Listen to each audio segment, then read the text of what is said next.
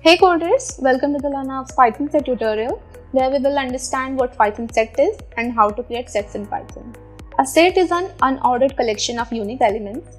In Python, a set is used for storing and organizing any value such as numbers, strings, and booleans. Creating a set is easy, we just need to use curly braces or the set constructor. Let's now take a look at how to create a set in Python. First, create a set using the set constructor. You can also use the set constructor for an empty set or to convert other iterable types. Let us understand how to use a set constructor with an example.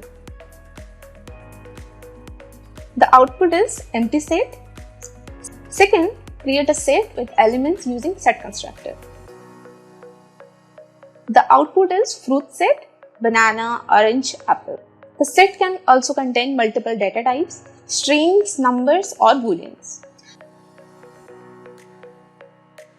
The output is mix set 1, 3.14, apple, orange, 42, false, true. Now let's move on how to create a set using curly braces. The output is color set green, blue, red, yellow. You can also include multiple data types in a set created with curly braces like this. The output is mix set 1, 3.14, apple, orange, 42, false, true. In a nutshell, Python sets is your shortcut to streamlined, optimized, and hassle-free coding.